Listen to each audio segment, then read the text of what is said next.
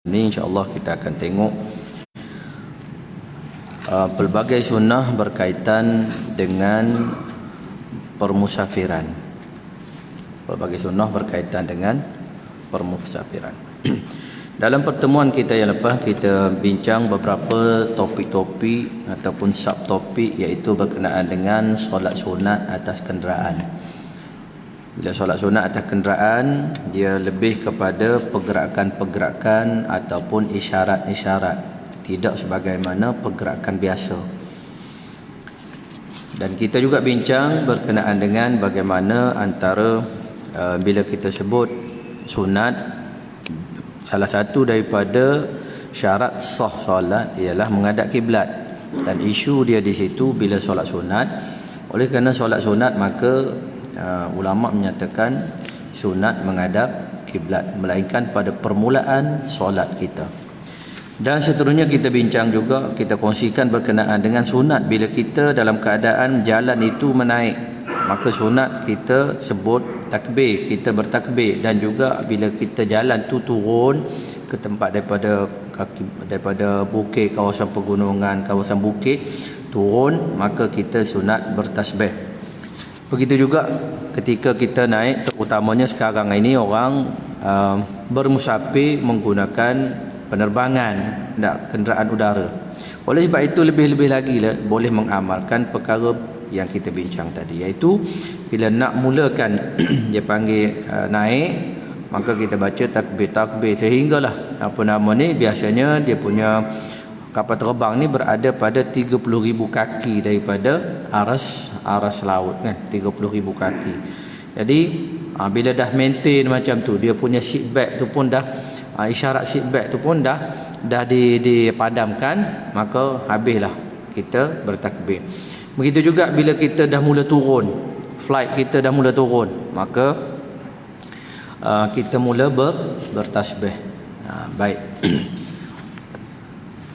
Kemudian lagi kita bincang juga berkenaan dengan doa penting bagi memulakan perjalanan, yang kita bincang secara sepintas lalu ataupun tidak secara terperinci hari itu, berkenaan dengan satu doa yang diajar oleh Nabi SAW. Baik, kita lanjutkan perbincangan kita, doa ketika permusafiran. Baik. Doa penting bagi yang melakukan perjalanan, katanya daripada Khawlah binti Hakim, Rasulullah sallallahu alaihi wasallam bersabda, "Man nazala manzilan thumma qala a'udzu bi kalimatillahi tammat min syarri ma khalaq lam yadurruhu syai'un hatta yartahila min manzilihi dzalika." Maksudnya, sesiapa yang singgah di satu persinggahan RNR ke ataupun singgah tempat yang bukan tempat dia, thumma qal, kemudian dia berdoa, a'udzu bikalimatillahi tammat min syarri ma khalaq, memohon perlindungan dengan melalui kalimah-kalimah Allah yang maha sempurna, min syarri ma khalaq, daripada sebarang bentuk kejahatan yang diciptakan olehnya.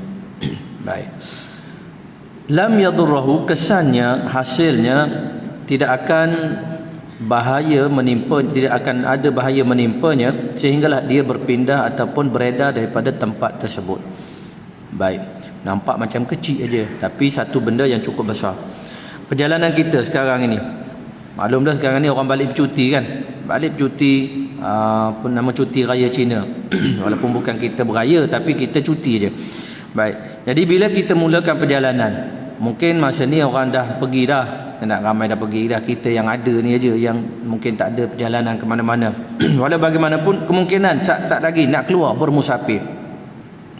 Dan musafir ni, kalau pandangan mazhab kita, musafir ni yang dipanggil haddus safar, dia panggil jarak yang boleh dikatakan musafir, yang boleh kita qasar solat kita ialah sebanyak berapa? Lebih kurang 98 km lah. Lebih kurang 98 km. Baik. Jadi kalau jarak perjalanan itu, kalau dulu disukat dengan 3 hari 3 malam, nak jalan kaki 3 hari 3 malam jalan kaki, jadi 100 meter, 100 km lah, lebih kurang 98 km. Baik. Jadi dia punya jarak sebegitu barulah membolehkan kita dipanggil bermusafir dan kita dibenarkan untuk solat qasar. Manakala dalam pandangan mazhab yang paling ringan ialah dalam mazhab Hanbali, iaitu apabila kita keluar saja daripada daerah kita maka dikira kita bermusafir. Keluar saja daripada daerah kita maka kita bermusafir. Baik. Walau bagaimanapun dari segi perbezaan pandangan ulama, yang penting kita nak keluar rumah, yang kita nak menuju ke tempat yang bukan tempat kita. Walaupun jarak kita ke hotel Kuala Lumpur je daripada Kota Damansara, saja nak tidur kat hotel, bawa anak-anak mandi kolam kat hotel, nak contohnya, ataupun nak makan buffet di hotel. So pun kita boleh baca doa ni. Boleh baca doa ni sehingga kita sampai satu tempat tu untuk kita singgah bagai bermalam. Maka kita baca apa dia? A'udzu bikalimatillahi tammat min syarri ma khalaq. Sama ada kita baru nak masuk dalam bilik hotel tu ataupun kita baru masuk dalam hotel. Lebih-lebih lagi nak masuk ke bilik hotel. Baca doa ni. Lam yadurruhu, tidak akan membahayakannya, apa saja tak akan menimpanya, bahaya tak akan menimpanya, sehinggalah dia beredar, check out daripada hotel tu ataupun daripada mana-mana kita singgah di R&R. Contohnya kalau perjalanan musafir nak balik kampung, singgah di R&R ataupun singgah di masjid di surau sekalipun, kita baca doa ni. Apabila nazala manzilan, kita turun dari kenderaan singgah di situ, maka itulah doa yang kita baca. Baik, cuma perbincangan dia, adakah doa ni a'udzu bikalimatillahi tammat kita hanya baca ketika bermusafir saja? Adakah kita baca ketika bermusafir saja? Maka sebahagian ulama, bahkan majoriti ulama mengatakan bahawa doa ni kita boleh baca sebagai azkarul yaum wal lailah. Boleh kita jadikan sebagai doa harian kita, zikir harian kita pagi dan petang. Nah, sebab itulah kalau kita baca dalam himpunan maksurat, doa ni termasuk dalam doa zikir pagi dan petang maksurat. Bahkan katanya dalam kitab-kitab hadis azkarul yaumi wal lailah ataupun kitab al-azkar Imam Nawawi rahmatullah alaih juga menyatakan bahawa zikir ni adalah boleh diamalkan pada waktu pagi dan juga petang walaupun kita tak bermusafir. Kerana apa dia? Kerana dia punya kandungan, konten dia tu cukup memberi kesan ataupun konten dia tu seolah-olah kita mohon perlindungan dengan Allah di mana-mana tempat. Sama ada kita duduk di tempat kita ataupun kita keluar bermusafir. Baik, kita tengok zikir atau doa ni secara lahiriah, a'udzu bikalimatillahi tammat min syarri ma khalaq. Kena baca elok-elok, kan? Ada kadang baca tak berapa tepat, dia jadi makna lain. Sebab tu kena baca dengan tepat. A'udzu bikalimatillahi tam, ada sabdu dia tu. Dipanggil apa nama ni? Mak lazim situ kan, tammat min syarri ma khalaq. Baik, zikir ataupun doa tadi secara zahirnya diperuntukkan kalau ikut pada makna secara literal hadis Nabi tadi. Nabi sebut iza nazala manzilan, bila kita singgah di mana-mana tempat. Tetapi katanya walaupun khusus di tempat persinggahan,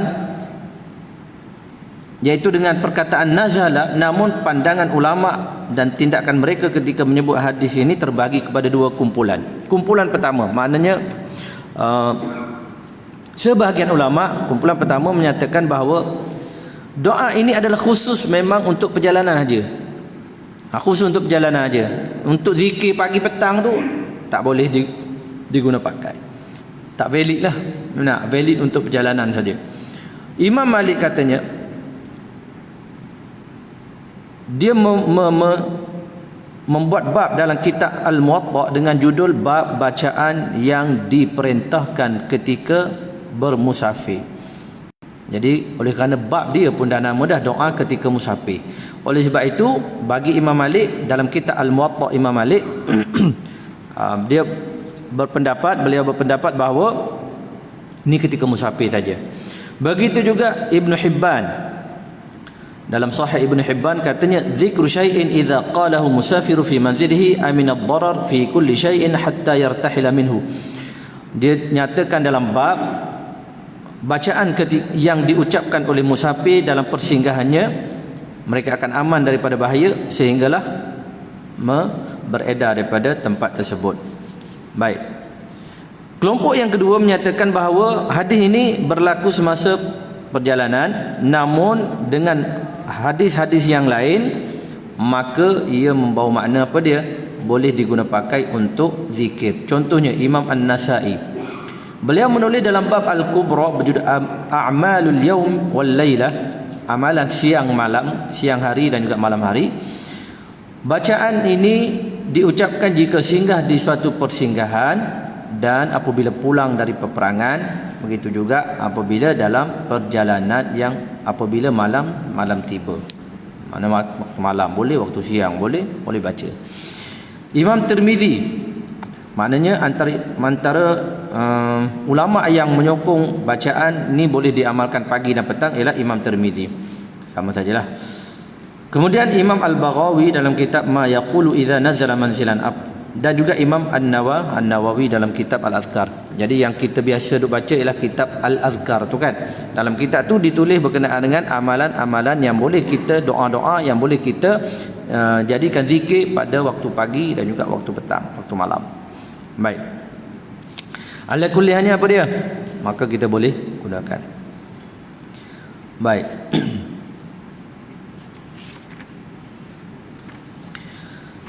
Satu ketika, satu kisah,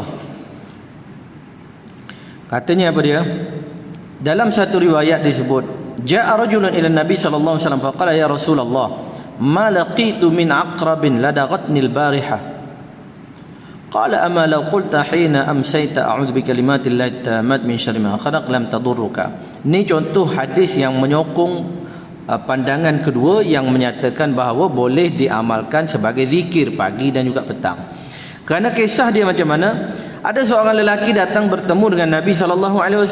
Lalu dia pun berkata, wahai Rasulullah, semalam ni aku digigit kalajengking. Skorpion. Sambil dengar lagu Skorpion, kena gigit Skorpion. Contoh, kalau kita lah kan. Kalau sahabat tak ada dengar ni.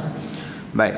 Nabi SAW bersabda, sekiranya engkau membaca a'udzu bikalimatillahi tammat min syarri ma khalaq lam tadurraka. Sekiranya kau baca doa tadi, maka tidak akan ada benda yang membahayakanmu. Jika kau baca pada waktu petang, kan, disengatnya ialah waktu malam. Lalu Nabi sebut, kalau waktu petang tu kau baca apa dia? A'udzu bikalimatillahi tammat min syarri ma khalaq, maka kau tak akan terkena bahaya sehinggalah pagi esoknya. Sehingga pagi esok. Baik. Jadi ini membuktikan bahawa doa ni sebagai bacaan pagi dan juga petang, zikir pagi dan juga petang. Baik. Habis di situ berkenaan dengan bacaan doa. Jadi kita boleh hafal lah. Sebab kita nak mulakan perjalanan dah sat lagi. Cuti masih ada, kan? Jadi mulakan perjalanan kita dengan kita baca doa ni. Ditambah dengan bismillah tawakkaltu 'ala Allah la haula wala quwwata illa billah. Kemudian a'udzu bikalimatillahi tammat min syarri ma khalaq. Satu ungkapan ataupun yang kita katakan mudah untuk kita hafal aja. Mudah untuk kita hafal. Bila kita diulang-ulang, idza takarrara taqarrara. Apabila kita ulang-ulang sesuatu, dia akan melekat. Itu dia punya konsep dia kan. Apa saja iklan dia diulang-ulang sampai sekarang, sampai kita pun kadang-kadang kita yang tak nak beli jadi nak beli. Bab ulang dia punya iklan tu kan. Ataupun kadang-kadang kita dah hafal dah filem Piramli, kita dah hafal dah dia punya dialog dia, pasal dia ulang-ulang. Ya kan? Itu dia. Dia punya sebutan yang kita tak tahu apa-apa. Yang ising mata kaji semakin kita pun tak tahu apa benda tu. Tapi kita boleh hafal pasal apa dia? Dia ulang-ulang benda tu. Ya kan? Walaupun sepatah haram kita tahu apa benda yang disebutnya kan. Tapi kita boleh hafal. Begitu juga bahasa Arab kita pun kadang kita tak faham, tapi oleh kerana kita ulang-ulang jadi. Sebab tu orang Arab kadang-kadang dia apa? Dia pening dan ataupun dia pelik dengan kita. Kau tak pandai bercakap Arab, tak pandai. Quran boleh baca? Boleh baca. Tak. Cakap Arab tak reti. Habis Quran boleh baca? Quran boleh baca dalam bahasa Arab juga. Kan? Tapi kalau dia bagi teks teks dalam bahasa Arab yang lain, surat khabar dia bagi, majalah dia bagi, memang tak reti nak baca kita. Quran boleh baca? Quran boleh baca. Kan? Pasal apa? Pasal kita dah ulang-ulang benda tu. Kan? Baik. Jadi kalau benda tu pun kita boleh hafal, insya-Allah doa-doa sebegini sebagai add-on untuk pelindung, pendinding kita. Nak pagar rumah, tak pagar rumah ke apa semua, guna doa-doa daripada Nabi SAW cukup banyak. Cukup banyak untuk kita amalkan. Nah, sedang apa nama ni, kalau kita baca kitab Al-Azkar tu daripada pagi sampai malam ada doa dia, tu pun dah cukup kalau kita nak amalkan. Tapi kadang kita nak cari doa lain. Nak cari juga doa lain, nak cari juga ilmu lain. Sedangkan ilmu yang Islam duk ajar pun tak habis nak amal. Nak cari zikir lain juga. Islam duk ajar doa macam-macam dah. Nak cari zikir dan doa lain. Nak cari juga zikir dan doa lain. Nah, sedangkan berapa gedung ulama dulu habiskan masa belajar, menghafal, menulis, mengumpul hadis-hadis yang sabit daripada Nabi, amalan-amalan yang dianjurkan oleh agama, dinukilkan oleh ulama sampai kita sekarang. Tiba-tiba ada benda yang kita nampak, hebat ilmu dia. Kita pun tanya, amalan apa awak buat? Oi, dia kata kena bertapa 40 hari 40 malam. Kita pun, itu aja. Makan beras aja macam semerah padi tu. Makan beras aja, genggam beras nasi yang baru nak masak tu mentah-mentah lagi, makan tu 40 hari 40 malam. Habis tak semayang? Tak apa, kita kerana nak fokuskan ibadat, fokus pada Allah Subhanahu Wa Taala. Wa'bud rabbaka hatta ya'tiyakal yaqin. Dan sembahlah Tuhanmu sehingga datang keyakinan. Bila kita yakin dengan Allah, tak payah semayang dah. Cukup betapa begitulah ilmu kita. Sesat habis. Padahal ilmu yang diajarkan oleh agama tu tak habis untuk diamalkan dah. Untuk cari benda lain lagi kan. Tu yang kadang-kadang jadi gila isim. Orang kata gila isim kan, panas. Ayat Quran panas. Tak panas macam mana duk syaitan? Duk dengan syaitan panas. Kalau duk dengan apa nama ni ayat Quran, tak adalah kita katakan orang beramal dengan ayat Quran dia jadi panas, tak ada. Macam mengarut lah.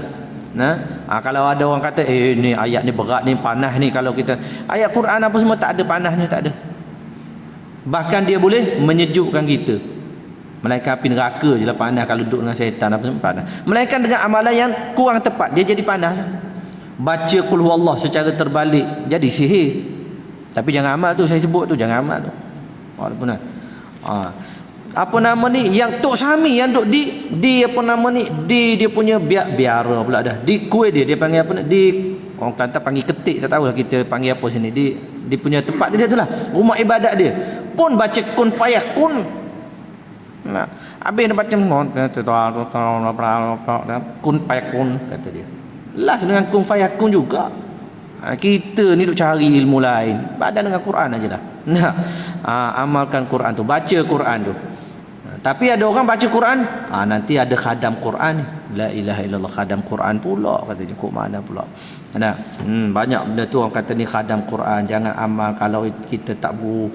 Quran baca je lah, tapi kena berguru, memanglah kena berguru untuk baca Quran. Kena berguru untuk baca Quran tu. Baik. Kalau sekadar bila kita dah pandai, bacalah Quran bila dah pandai. Kemudian tambah lagi ilmu. Baik. Habis dia itu. Seterusnya, topik yang berikutnya, solat sunat 2 rakaat ketika pulang daripada perjalanan. Ni pun jarang kita nak buat ni. Jarang kita nak buat. Yang kita buat biasanya nak musafir, kita solat. Balik penat dah, tak ada nak buat dah. Kan? Tu dia. Sebelum musafir nak ke Mekah ke, nak ke apa nama ni perjalanan ke mana sekalipun, kadang-kadang kita solat musafir. Azan lagi kan. Walaupun kita katakan pandangan minoriti ulama, ada sebilangan ulama walaupun pandangan ni agak terpencil berdasarkan hadis apa dia, Nabi Allah Subhanahu hadis pula dah, berdasarkan firman Allah sebut apa dia, wa azzin fin nasi bil hajji ya'tuka rijalan wa ala kulli dhamir yatina min kulli fajjin amiq. Allah Subhanahu taala sebut apa dia, wa azzin fin nasi bil hajji, dan perkataan azin tu walaupun ni adalah untuk apa dia, untuk Nabi Ibrahim hari tu kan. Nabi Ibrahim Allah suruh dia wa azzin, azan makna laungkan, panggil Azan-azan tu untuk panggil orang kan, panggil orang solat. Wa adzin fin nas bil haji, dan panggillah manusia untuk tunaikan ibadat haji. Tapi ada ulama yang kata ni bukan makna wa adzin apa semua tu. Azanlah orang ketika nak pergi haji. Maka adalah yang azan tu sekarang tu.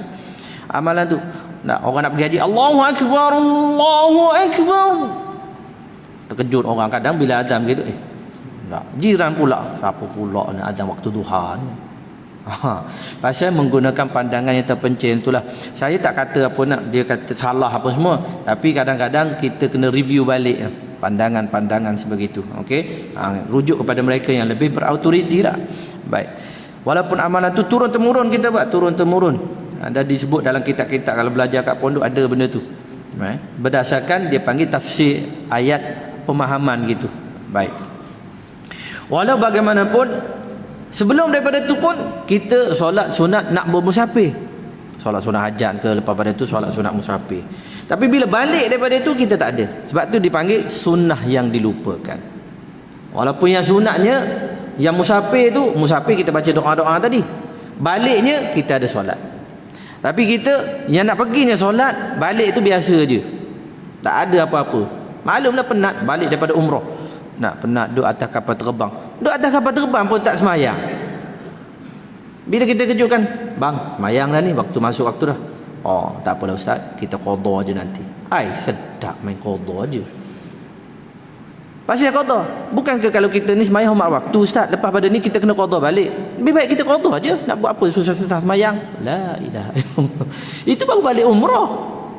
Kan? Masa pergi umrah tu dia punya pulun beribadat tu pukul 2 pagi. Dah bangun dah. Kita yang duduk sebilik, mutawih yang duduk sebilik dengan jemaah ni, kita baru nak masuk tidur. Nak masuk tidur orang dah berdengkur semua. Sebab kita punya kerja nak susun tu, nak susun ni, nak itu bas dah settle ke belum, esok nak ziarah contohnya. Pukul 1 pagi. Masuk nak tidur, tutup lampu. Nak dengkur lagi, dengar orang dengkur, jiran sebelah dengkur, tiba-tiba pukul 1:30 baru terlelap, pukul 2 dah buka dah ustaz, dah masuk waktu qiyamul lail dah ni. Cerah semua bilik, tergebel-gebel sama tawih kan.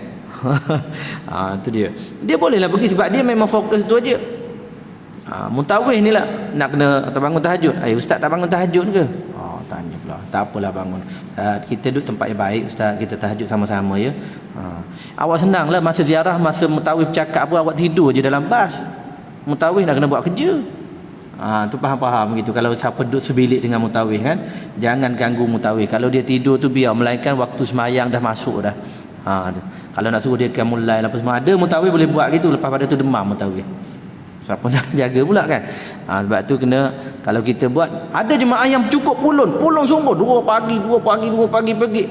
Masuk hari yang keempat demam. Pasal jarang buat kat Malaysia macam tu. Baru nak pulun, culture shock lah. Kan? Baik. Nak buat umrah pula hari ni, buat esok buat duduk 7 hari kat sana, 6 hari dia pulun buat umrah.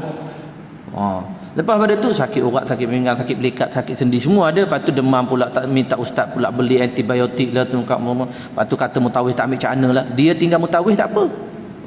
Kan?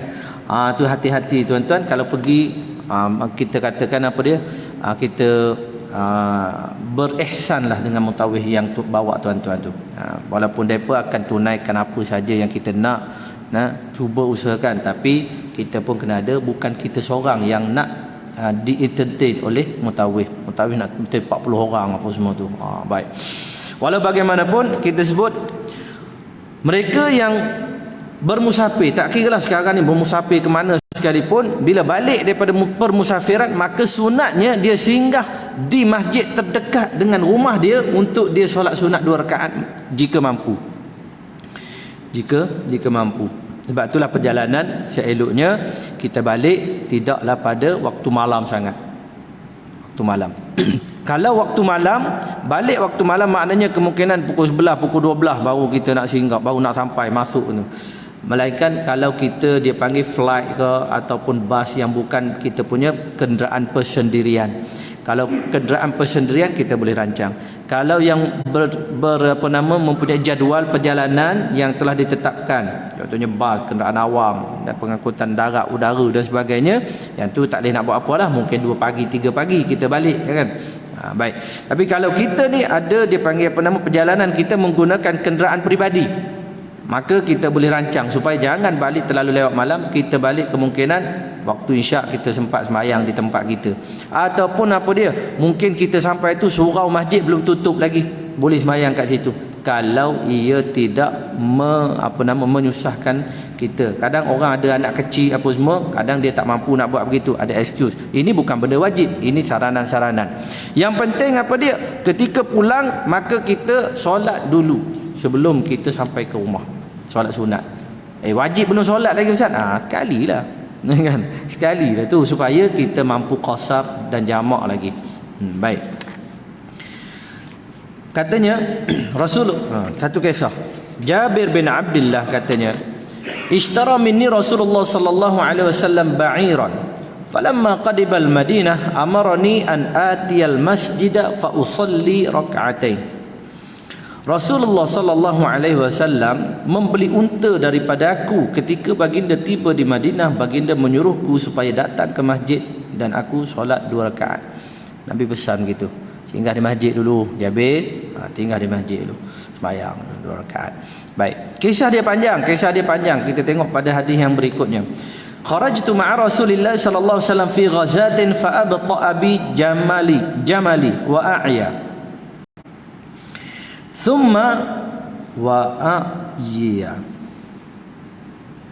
thumma qadima Rasulullah sallallahu alaihi wasallam qabli wa qadimtu bil ghadati faji'tu al masjida fawajadtuhu ala babil masjid. Qala al-an hin qadimta? Qultu na'am. Qala fada' jamalak wadkhul fa salli rak'atain. Qala fadakhaltu fa sallaitu thumma raja'tu. Baik. Kata apa dia? Aku berangkat bersama dengan Nabi sallallahu alaihi wasallam bagi menghadapi satu peperangan. Fa abta'a bi jamali, tiba-tiba aku punya unta ni terlambat. Abta'a, bati. Dia punya orang Kelantan panggil betak. Daripada pekan bati lah, lambat.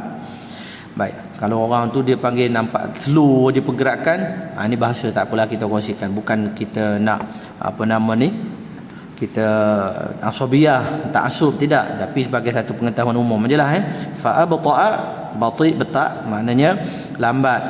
Dia punya unta dia tiba-tiba lambat dalam peperangan, balik lambat. Wa a'ya, dan aku pun penat. Bahkan dia kata unta pun penat berjalan. Yalah, kan? Peperangan. Kemudian Nabi SAW sampai sebelum daripada aku, dan aku sampai keesokan harinya. Lambat betul sampai, ditinggalkan oleh dia punya balik tu. Cepat dah nak balik kan, ada yang cepat dah balik, tapi aku punya unta ni lambat dan sampai keesokan harinya. Nabi dah sampai lama dah, makna kita selang sehari baru sampai. Lalu aku datang ke masjid dan aku dapati Nabi SAW berada di pada pintu masjid. Kemudian Nabi bertanya, al-an hin qadimta? Baru sekarang sampai Jabir? Nabi kata, Jabir kata, ya wahai Rasulullah, baru sekarang sampai. Pagi ni baru sampai. Pagi ni baru sampai. Ya Allah. Qal fada'. Kemudian Nabi SAW pun berkata, da' jamalaka, tinggalkan kat situ unta tu. Wadkhul, kemudian masuk, fasalli, semayang 2 rakaat. Masuk ke masjid dulu, semayang 2 rakaat. Lalu dia masuk, aku masuk, katanya aku semayang, kemudian aku balik. Jadi yang disebutkan di sini ialah Nabi SAW suruh singgah di masjid, kemudian sembahyang 2 rakaat, barulah balik. Baik. Nanti kita baca dia punya hikmah dia. Kemudian cerita yang kedua daripada Ka'ab bin Malik radhiyallahu anhu, katanya, anna Rasulullah kana idza qadima min safarin duhan dakhala al-masjid fa shalla rak'atain qabla an yajlis. Rasulullah apabila tiba daripada perjalanan ketika waktu duha, kalau waktu pagi, Nabi sampai ke Madinah waktu pagi contohnya, baginda akan terus masuk ke masjid, solat 2 rakaat sebelum Nabi duduk seketika, barulah Nabi balik. Dalam riwayat Muslim juga dinyatakan bahawa anna Rasulullah kana la yaqdamu min safarin illa naharan fi dhuha fa idza qadima bada'a bil masjid fa shalla fi rak'atain thumma jalasa. Rasulullah tidak pernah tiba daripada satu perjalanan selain waktu siang, iaitu ketika waktu duha. Mana perancangan perjalanan Nabi SAW biasanya Nabi berjalan malam. Pasal apa berjalan malam? Pasal disebut dalam satu riwayat, malam ini perjalanannya dilipat, dia punya tanah dilipat. Ni kata lipat bumi, ilmu lipat bumi, jalan waktu malam je lah. Kalau berjalan dengan saya, kalau jemaah yang saya bawa, saya kata kita semua kena tidur. Kalau tidur cepat sampai, kalau tak tidur lambat sampai. Sebab bila kita tidur buka mata, dah nak sampai dah. Itu kan ilmu lipat bumi. Sebab tu para jemaah yang nak pergi umrah apa, duduk dalam flight tidur je. Kemudian kalau naik bas nak ke Madinah, turun di Jeddah, naik bas pula ke Madinah, nak cepat lagi, tidur pula lagi. Dia cepat sampai lah, ya kan? Walaupun masa sama je kan tapi rasa tu cepat sampai tu. Baik, jadi Nabi galakkan untuk kita bermusafir pada waktu malam, lebih-lebih lagi kerana katanya keberkatan dan juga Allah lipat bumi pada waktu malam. Macam mana wallahu alam, kan? Dengan kita baca doa-doa yang dianjurkan dalam apa nama ni sebelum tadi yang kita baca sebelum daripada ni. Dan Rasulullah tidak pernah tiba daripada satu perjalanan melainkan waktu siang, iaitu pada waktu duha. Apabila tiba, baginda terus ke masjid dan solat 2 rakaat, kemudian baginda duduk seketika. Baik. Daripada hadis-hadis yang diriwayatkan tadi, kita kumpulkan bahawa Imam Nawawi rahmatullah alaih menyatakan bahawa hadis tersebut berisi penjelasan mengenai solat sunat 2 rakaat bagi orang yang baru tiba daripada perjalanannya di masjid. Sunat ini jarang kita buat, jarang kita buat. Kerana apa dia? Kerana kita kepenatan, kerana ada situasi-situasi, kondisi-kondisi yang tidak mampu untuk kita buat. Sebab nak cepat aja balik kan, balik tu rasa nak cepat aja. Bahkan kadang-kadang saya ingat masa saya kanak-kanak, bukan kanak-kanak lah, remaja dulu mentaliti orang kampung saya, bahkan bukan orang kampung lah, mana tempat saya tu, apabila balik daripada haji ataupun umrah, jangan singgah mana-mana tempat, terus sampai ke rumah. Di samping dia baca sebelum daripada perjalanan tu kan, mula-mula perjalanan tu azan. Orang nak pergi haji kan dia azan. Lepas pada tu bila azan, lepas azan dia akan baca innallazi farada alaikal qur'ana laradduka ila ma'ad. Sesungguhnya allazi farada alaikal Quran, yang telah fardukan Quran, yang telah sampaikan Quran kepada kamu, laradduka ila ma'ad, akan kembalikan kamu ke tempat yang kamu kembali, ke tempat asal kamu. Jadi maknanya kalau kita nak kembali, jangan singgah mana-mana, terus je balik terus, jangan singgah mana-mana. Itu dia panggil pegangan kita katakan masyarakat zaman dulu lah, bila balik daripada haji, daripada umrah, daripada musafir. Tapi seeloknya sebagaimana yang disarankan ni, itu dululah kan, mungkin mereka terhad, dia punya ilmu mereka terhad. Oleh sebab itu kita dah apa nama ni, bila dah jumpa ataupun amalan yang telah disarankan oleh agama, kita dah maklum, maka kita lakukanlah. Singgah di masjid, bukan singgah tempat lain. Kadang ada orang musafir balik tu, oi, roti canai nasi lemak terus kedai mamak, rindu roti canai nasi lemak. Kat sana nak disaji 5 rial sebiji roti canai. Kalau restoran Nur Malaysia 3 biji 10 rial. Kan? Itu kira sendirilah kalau kita nak makan sekali lagi. Jadi rindunya tertarik nasi lemak, roti canai, Allah. Terus belum sampai ke rumah lagi, terus singgah tu makan. Boleh kalau kita untuk isi perut anak kita kan, tak larat sangat dah. Boleh, tak ada masalah. Kadang-kadang kita singgah di RNR, contohnya daripada KLIA. Biasanya RNR Dengkil lah yang paling dekat kalau kita menghala ke sini kan. So maknanya singgah ke situ. Elok juga ada tempat solat, maka kita solat kat situ terlebih dahulu. Kita boleh solat kat situ, solat 2 rakaat selepas daripada kita solat, contoh jamak kita solat 2 rakaat. Ataupun kalau waktu siang pun kita boleh solat, melainkan waktu matahari berdiri tegak, waktu makruh dan juga waktu haram solat. Jangan solat lah. Cuma kita berhenti seketika, di samping kita isi perut, kita isi rohani kita juga dengan solat duha ke solat apa ke, solat ajalah. Namanya solat balik musafir. Sama ada waktu duha, solat waktu duha pun juga dikira. Tak semestinya solat khusus balik musafir. Tak, usolli sunnata ruju' minas safar. Tak ada lah begitu. Usolli lillahi ta'ala, solat sunat mutlak saja. Usolli sunnatan lillahi ta'ala, rakaatain lillahi ta'ala. Baik. Solat ini diniatkan kerana baru sahaja tiba daripada melakukan perjalanan, bukan diniatkan tahiyatul masjid. Solat tahiyat masjid lain. Ini solat pulang daripada musafir. Baik. Dalam kitab Zadul Ma'ad pula dinyatakan Ibn Qayyim menyimpulkan beberapa pengajaran daripada hadis tersebut, iaitu disunatkan bagi orang yang tiba dari perjalanan untuk memasuki negerinya dalam keadaan berwudu. Di kala kan orang kita jumpa, oh seronoknya, apa khabar, balik apa semua. Biasanya kita ni balik daripada umrah dan haji aja disambut sebegitu kan. Balik daripada Korea, balik daripada UK, balik daripada Turki, balik daripada Australia, balik daripada Jepun, balik, orang tak sambut sangat macam tu, ya kan. Jadi bila orang tak sambut sangat, adalah masa untuk kita berwuduk tu. Berwuduk di kala dulu, sebelum kita teruskan perjalanan. Kemudian yang kedua, sunat menghampiri rumah Allah. Mana rumah Allah yang terdekat dengan apa dia? Dengan rumah kita. Masjid yang paling hampir dengan rumah kita, singgah dulu kalau mungkin. Kemudian yang ketiga, solat sunat 2 rakaat. Kemudian duduk sebentar, baru kita telefon ahli keluarga kita kalau ahli keluarga kita tak ikut sama. Kalau ahli keluarga kita ikut sama, okeylah, ngam lah.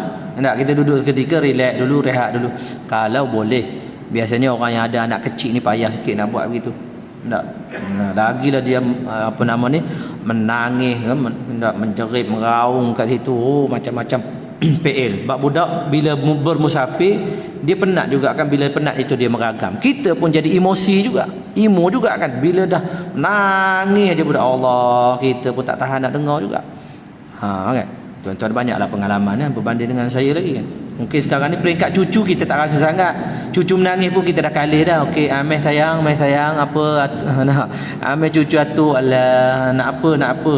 Kalau dulu kau diamlah, dah nangis aja kerja ni. Marah kalau kita sebagai mak bapak kan. Baik.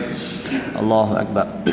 Yang keseterusnya, duduk sebentar dan kalau sempat memberi salam bagi orang yang ingin mengucapkan salam, jumpa, barulah kita pulang ke rumah. Kalau kita begitu juga, kalau mungkin kita bermusafir sendirian dengan member-member pun disunatkan begitu, riding, superbike sebagainya kan, konvoi ke mana-mana. Ni cuti raya Cina, nak layan lap dia punya genting sempah ke apa semua kan.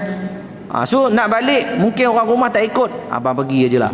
Jadi kita nak sampai rumah, kita telefon orang rumah, singgah di masjid yang terdekat, telefon orang rumah dulu. Yang abang dah nak balik ni, dah dekat dah, tinggal kat sini dulu, biar orang rumah sempat berkemas kan. Nanti kalau kita balik terus, ya Allah, bersepah, tinggal sekejap pun dah bersepah macam ni, anak banyak ni pun tak tempat nak jaga. Yang kita pergi seronok dengan member tak apa, ada. Bawa lah orang rumah sekali, bawa dengan anak-anak sekali, orang rumah ikut dengan kereta contohnya kan. Ni kita aja pergi ke Hanyai, pergi ke sana, pergi Hanyai pula dah silap, sensitif sebut benda tu kan. Jadi kita aja yang pergi makan lemang toki lah, tak, patin temeluh lah, patin paih lah, balik cerita pada orang rumah, kari kambing 40 hari, cerita aja orang rumah, dia terkebir bila lah abang nak bawa. La ilaha illallah. Jadi ada masa untuk kita bagi tahu kepada orang rumah kita. Baik. Begitu juga katanya Ibnu Hajar juga menyimpulkan pengajaran mengenai kisah taubat Ka'ab bin Malik daripada riwayat menjelaskan. Sama saja macam Ibnu Qayyim tadi. Baik. Seterusnya, kisah yang sebenarnya saya lupa nak bagi tahu tadi. Jabir bin Abdullah ini, kisah unta dia tadi, pada awal perjalanan pun unta beliau lambat, jalan lambat, tak tahu kenapa. Lalu Nabi SAW, Nabi sapu pada leher unta tadi, usap pada leher unta. Tiba-tiba unta tadi berjalan selaju-lajunya, tinggal orang lain. Balik pada peperangan, Nabi SAW kata, wahai Jabir, boleh tak jualkan unta ni pada aku? Jabir kata, wahai Rasulullah, kalau aku jual unta ni, balik jalan kaki awak dia kan. Nabi SAW senyum aja. Habis, wahai Rasulullah, ginilah, aku hantar unta ni ke masjid lah. Nabi kata, datang ke masjid lah, hantar unta ni datang ke masjid. Jadi kira belilah tu, naik tu pinjam dulu kan. So itulah yang Nabi SAW kata, dak jamalaka, biarkan unta tu kat tepi masjid tu dulu. Dah masuk, kemudian sembahyang, kemudian balik rumah lah. Rumah pun dekat lah, tak jauh sangat dah, boleh jalan kaki. Jadi dalam riwayat tu dinyatakan harus kita berkenaan dengan jual beli unta, dan juga harus kita walaupun milik orang dah unta tu dah jual pada Nabi kan, tapi boleh lagi kita menggunakan khidmat dia dengan keizinan pemilik tadi.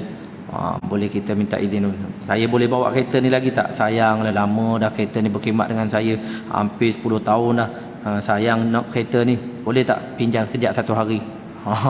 Nak bersendirian dengan kereta ni. Oi, kenangan Ustaz dia punya kereta kan, kancil tu 850 masa mula-mula kerja, contoh kan. So boleh aja.